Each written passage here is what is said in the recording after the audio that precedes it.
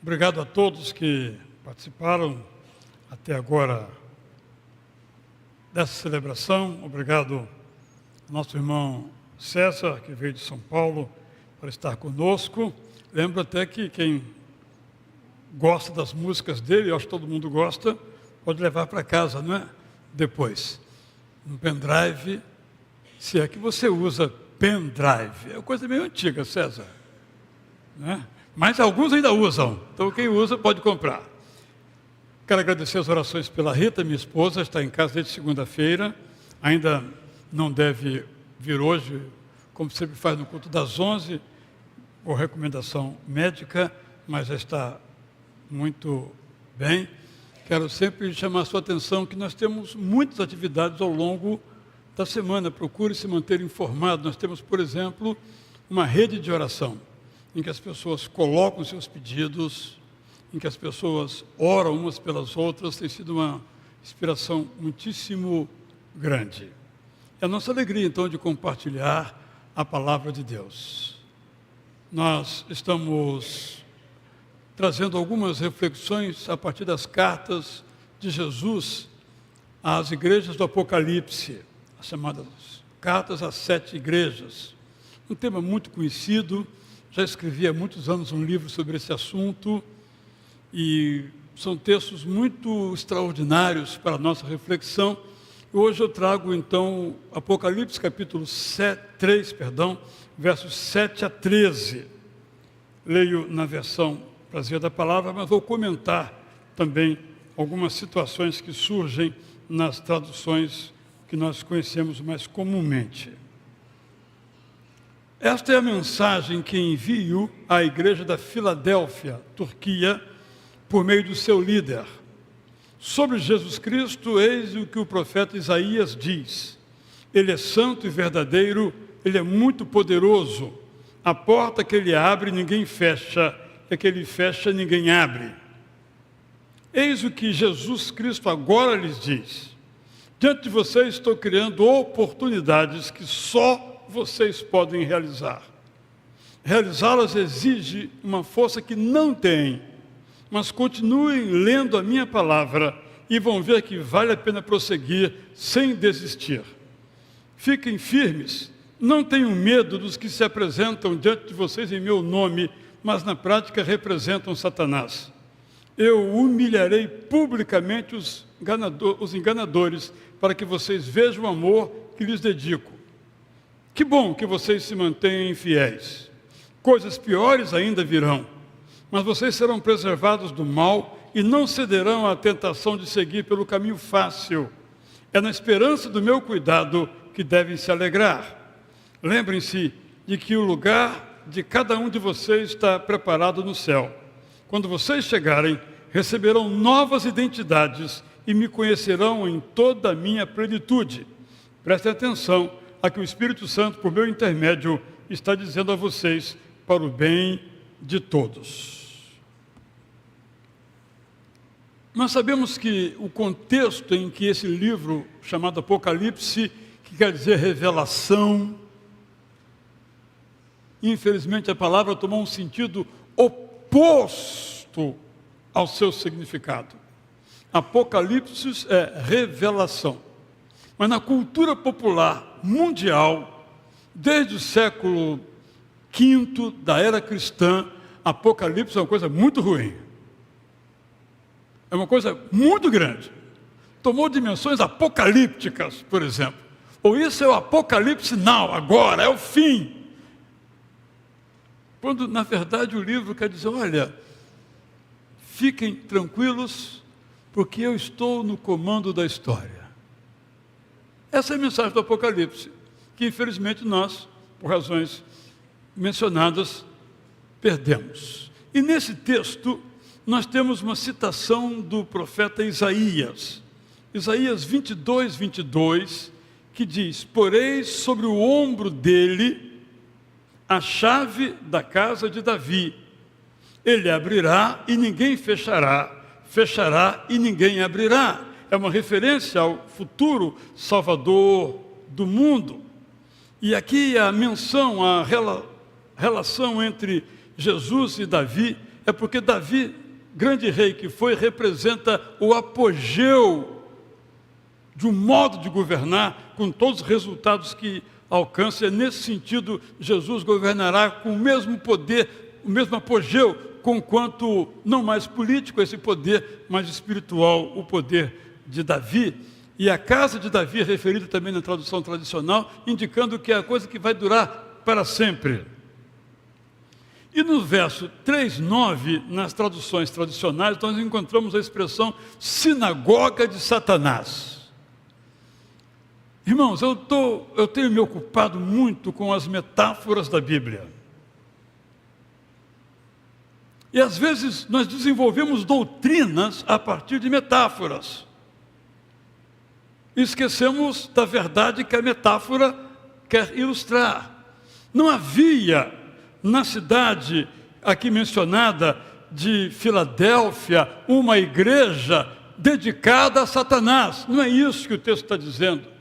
É uma figura de linguagem para dizer todos aqueles que seguem os pensamentos opostos à palavra de Deus, onde quer que estejam, de que modo sejam. Não que havia uma igreja do diabo, nada nesse sentido. É uma maneira de dizer que há pessoas cujo pensamento não estão afinados com a palavra de Deus. São essas as menções, penso, necessárias nesse momento, antes de então falarmos do significado desse texto para cada um de nós.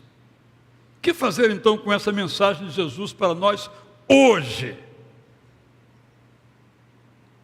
Eu sei que isso é elementar, mas saber apenas o que significa esse texto naquela época, no primeiro século, e não aplicar isso à minha vida, à sua vida, a Bíblia vira um livro vazio. Como é que eu aplico isso? Como é que eu me aproprio disso? Como é que eu me transformo como pessoa à luz desse texto? Penso que aprendemos primeiramente aqui que nós precisamos reafirmar o nosso amor a Cristo como sendo aquilo que Ele é. Ele é poderoso e presente em nossas vidas. Eu fico pensando assim em João, o autor desse magnífico livro, numa situação muito hostil, numa situação de degradado, prisioneiro, desolado, decepcionado, solitário, sozinho, numa ilha. Fim, não tinha como sair dali. Não só estava num cárcere, como estava numa ilha que não tinha como acessar Éfeso, a cidade dele, a não ser por barco, e não havia barco. É por isso que quando ele fala do grande problema da vida, ele diz que agora o mar já não nos separa, porque o mar os separava dos seus amigos, dos seus irmãos em Cristo, de suas famílias. É nesta hora então que ele diz: sim, eu estou aqui, eu fui colocado aqui, eu estou nessa condição, mas Jesus é poderoso. A calma vem ao coração. Eu posso estar na maior aflição, mas se Jesus é poderoso, eu creio nisso, isso está gravado no meu coração, eu passo pela aflição, fico com ela, eu saio dela, eu me livro dela, não importa, porque Jesus é poderoso e mais, presente nas nossas vidas. Por isso eu sempre repito que nós não podemos humanizar Jesus como se ele não fosse divino, como não podemos divinizar Jesus como se ele não fosse humano. Por um tempo ele se esvaziou, a divindade estava nele, mas voluntariamente limitada a tal divindade. Ele se esvaziou completamente da sua divindade para estar absolutamente presente em nossa humanidade. Mas o tempo do esvaziamento, o tempo do autoesvaziamento de Jesus acabou.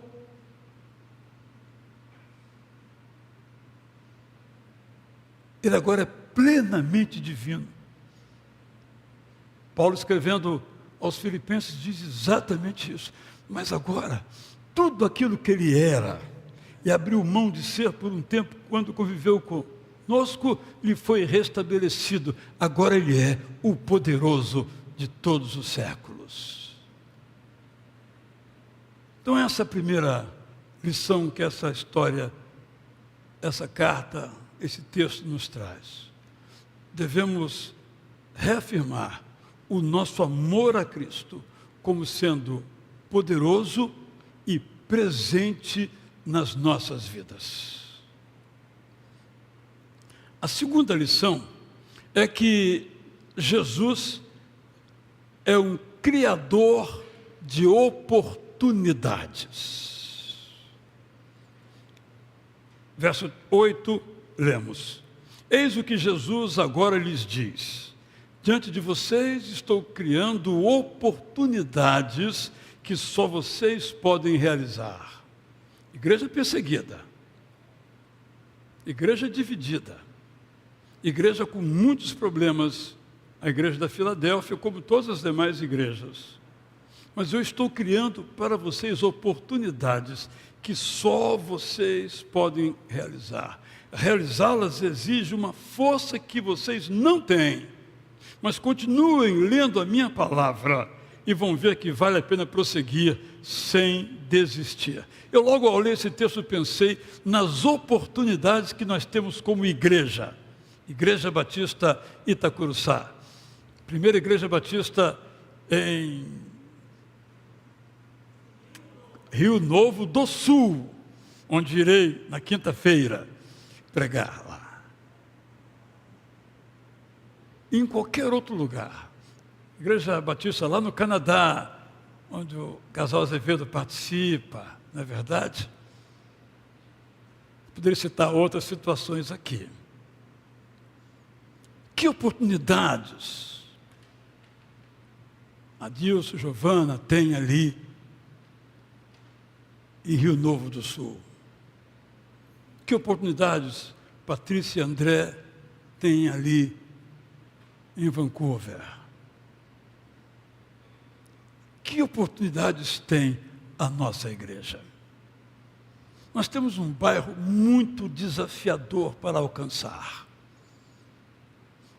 Eu ousaria dizer, não sei se vocês concordam comigo, que a Tijuca é um dos bairros mais difíceis do Brasil para a evangelização.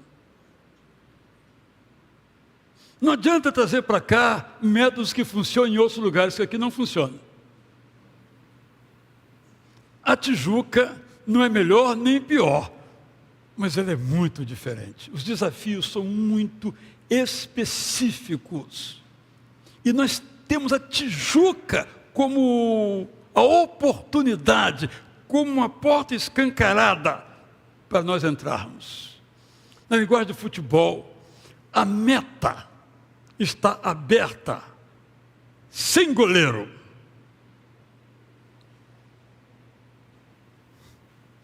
É um bairro difícil. Difícil dos relacionamentos, veja lá o seu prédio. É difícil, muito difícil esse bairro. Mas aqui que nós estamos. E nós temos a oportunidade de alcançar esse bairro. Mas pensando no plano mais individual, nós também temos oportunidades. Jesus não quer a nossa vida parada. Jesus não quer a nossa vida afundada na reclamação. Jesus quer a nossa vida fundeada na realização. Jesus nos abre portas para entrar a novos horizontes espirituais, profissionais, familiares, emocionais, que nós não conhecemos ainda.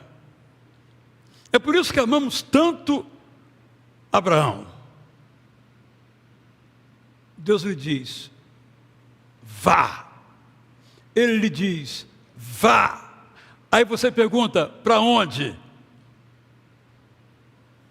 Não vou dizer. É o que Deus diz a Abraão, não vou dizer, vá.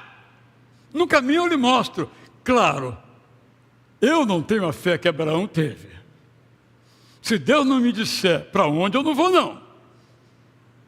Quer dizer, Ele é que manda, não é verdade? Mas nós queremos que Ele nos descreva, dê o mapa. Sabe aquele negócio que a gente está acostumado a ter o GPS, coloca ali no carro, para onde é que você vai, passa por aqui, passa por ali. Não tem GPS. Vá. E você viu quando ele veio e parou em Harã. E ali aconteceram coisas que, então não vai ter mais jeito, não vou mais. E Harã já era um pouco fora da rota, parou em Harã. Vá. E ele foi. E chegou à terra prometida. Fácil, foi mole. Foi realmente muito tranquilo. Abraão não teve nenhuma dificuldade, nenhum obstáculo. Os parentes dele não morreu, o pai dele não morreu. Ele não enfrentou inimigo nenhum. Foi tudo tranquilo. O primo dele, o sobrinho dele não se rebelou contra ele. Nada disso aconteceu. Não é verdade? É mentira. Tudo isso aconteceu. Não, mas Deus me mandou, então vai ser tudo tranquilo. Isso não existe. O mundo real não é assim. Você vai enfrentar problemas na sua família, no meio do caminho. Isso faz parte da nossa jornada, de nossa vida. Mas Deus está abrindo portas para a gente ir. Não são portas em que para chegar lá só vamos encontrar facilidade. Não vamos encontrar facilidade, sobretudo porque Deus mandou. Mas vamos encontrar dificuldades para chegarmos até lá.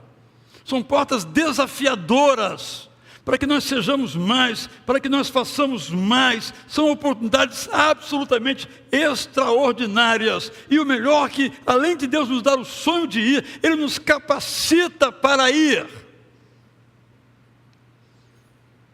Os irmãos sabem que eu estou numa empreitada absolutamente insana. É a linguagem dos jovens, tá? Insana. Não quer dizer o que quer dizer, não, é outra coisa. Muito forte, pesada, que é traduzir toda a Bíblia de uma maneira que as pessoas compreendam. Eu tenho essa capacidade? Não. Eu não tenho. Mas a cada versículo que eu vou traduzindo, aqueles mais de difícil entendimento, eu termino dizendo, meu Deus, eu nunca imaginei que eu encontraria essa solução. Porque Deus tem me capacitado. Isso é com todos nós. Deus não nos manda fazer uma coisa e nos abandona no meio do caminho. Temos aqui o exemplo da família Azevedo, né? Permita-me usar. Saíram daqui cheios de sonhos, chegaram no Canadá, em Toronto, e viram que as coisas são um pouco mais difíceis do que imaginadas, embora o André, ele imagina tudo. Ele põe tudo no papel, engenheiro, algoritmo, ele calcula tudo, planeja tudo, prevê tudo, mas não era o que ele esperava. Mas eles tinham no coração esse sentimento que Deus mandava que fossem, e eles foram. E algum tempo depois, eu tenho acompanhado a história, surge uma outra oportunidade, no conjunto geral do mesmo país, onde estão agora muito bem. Não é para você ir embora do Brasil não, viu gente? É só um exemplo que temos aqui um casal que veio passar alguns dias no Brasil. Agora, não nos deixem, por favor. E aí o texto diz o seguinte, olha, realizar essas oportunidades, torná-las reais, exige uma força que vocês não têm, mas continuem lendo a minha palavra e vão ver que vale a pena prosseguir sem desistir. Eu cada vez mais estou, vou usar uma expressão um pouco inadequada, eu sei, apaixonado pela palavra de Deus. Não tem uma situação que a gente viva para a qual a palavra de Deus não é efetiva para compreendermos e superarmos. Na escola bíblica estamos estudando Jeremias. Pegue todos os seus problemas e compare com Jeremias. Inclusive porque Deus disse, Jeremias, fala isso, isso e isso para o povo. Jeremias não questionou, foi lá e falou. Cadeia nele. Aí ele disse, mas meu Deus, o senhor mandou eu falar? Eu falei, quem está preso? És tu ou sou eu? O autor intelectual da frase quem é? Sou eu ou és tu? És tu e eu é que sou preso? Mas a gente não experimenta isso também? De sofrer por fazer o bem?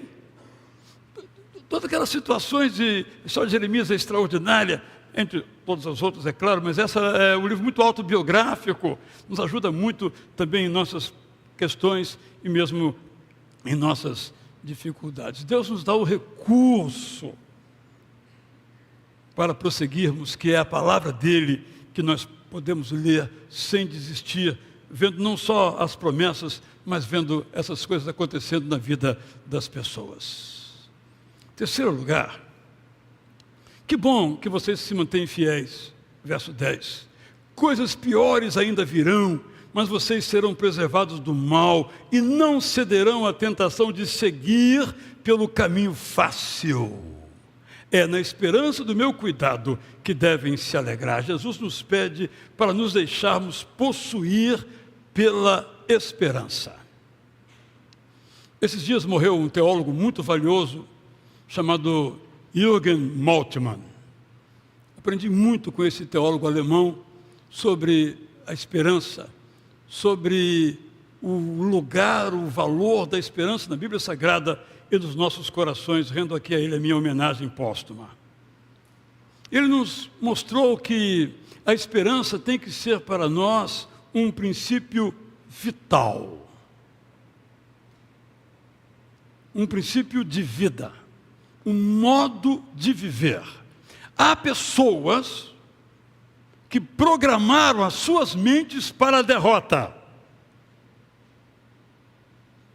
Não vai dar certo. Às vezes dá certo, às vezes não dá certo.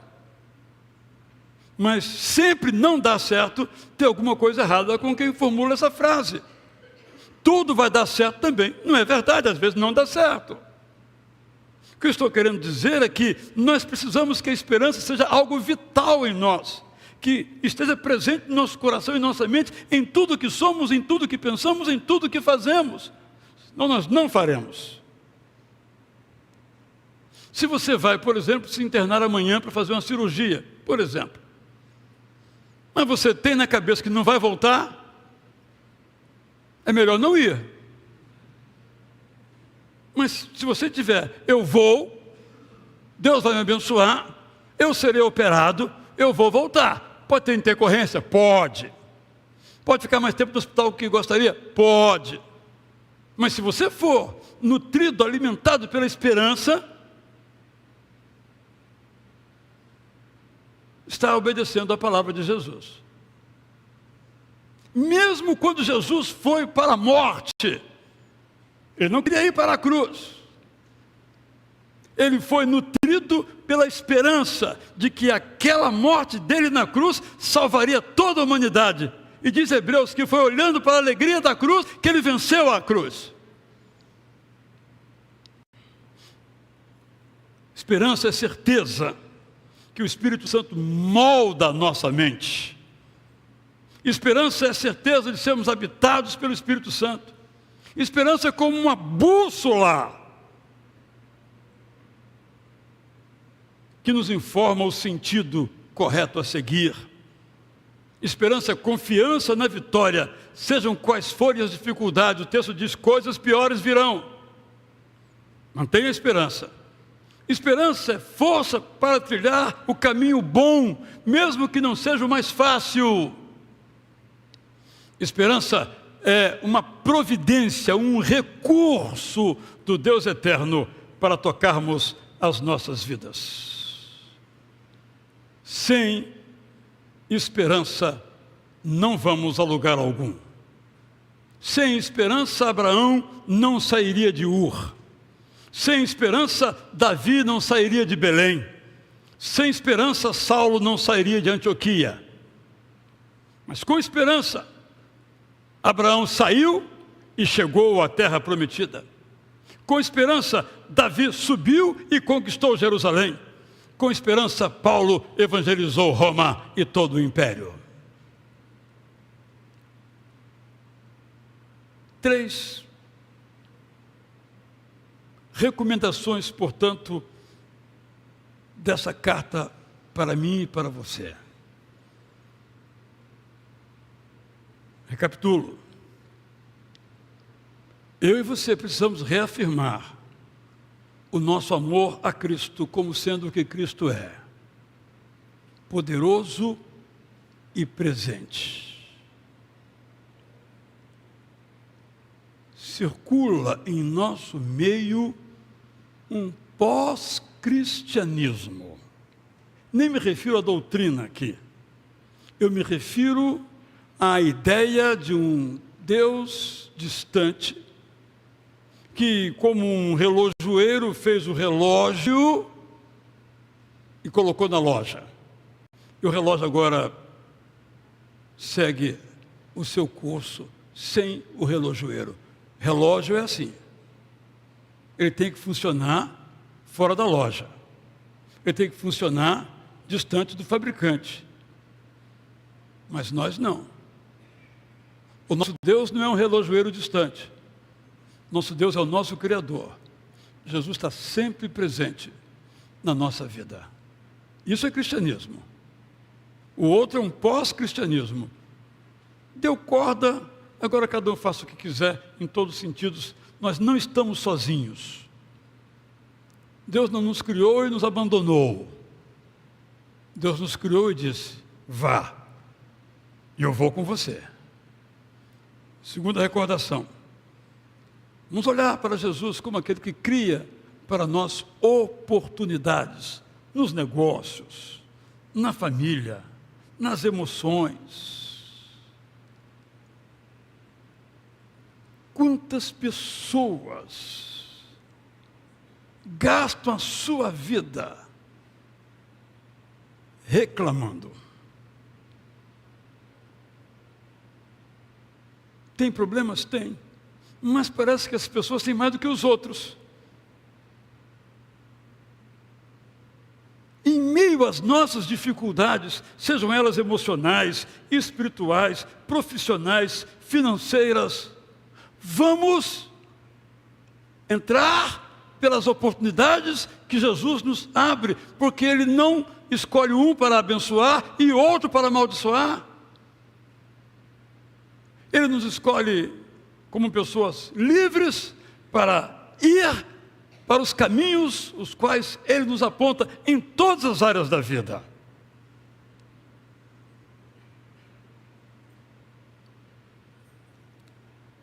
Hoje, no culto das 17 horas, eu vou falar sobre a doutrina da predestinação. Com todo respeito, com muita dureza, uma praga. Porque não é bíblica. Porque gera o fatalismo. Nos tira a responsabilidade. Vou só começar hoje, não vou falar sobre isso hoje. Isso, estou falando aqui agora, não só para convidar os irmãos.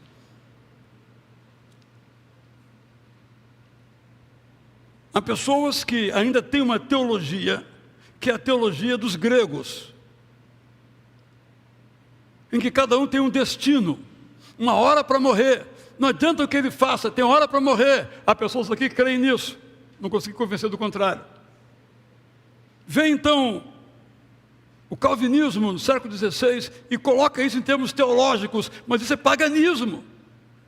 Deus nos fez livres. Vá. Se eu for, eu colho o bem, porque eu plantei. Não porque Deus determinou que eu ia colher. Ele me empurrou, vá, me inspirou, me capacitou. Eu sou livre para dizer sim ou não. A minha doença não é um castigo de Deus. A minha doença é uma consequência das escolhas que eu fiz, ou que outras pessoas fizeram. Por exemplo, eu sei que alguns vão dizer, mas você foi forte, mas realmente eu observo que isso não faz bem à nossa saúde espiritual ou emocional. Dizer que já Deus predeterminou todas as coisas, tudo o que eu estou passando, Deus já predeterminou. Isso não está na Bíblia, embora pareça. Ele nos fez homens livres. E diz, olha, estou abrindo para você uma porta imensa. para todos. Não para você eu abro, para essa aqui eu fecho, porque eu não gosto de você, porque você não me ama, eu também não te amo. Ele abre para todos, e quando estamos em comunhão com Ele, nossos olhos brilham, enxergam longe, e vamos pelos caminhos que Ele nos abre. Me empolguei. Terceira lição que quero recapitular aqui, é porque, irmão, sabe, às vezes a gente ouve, desculpe, tanta pataquada, o tempo todo, que aquela pataquada, desculpe o termo um pouco antigo, parece ser verdadeiro, mas não é. Que alegria é ler a Bíblia e observar que Deus nos fez a sua imagem e semelhança. E quando Adão e Eva escolheram se afastar de Deus, foi por livre e espontânea vontade dele. Claro, por influência do mal, nós também. Mas Deus não fez Adão e Eva para pecar. Fez para ser igual a ele, imagem e semelhança. O pecado não estava nos planos de Deus. Bom, isso vou discutir às 5 horas.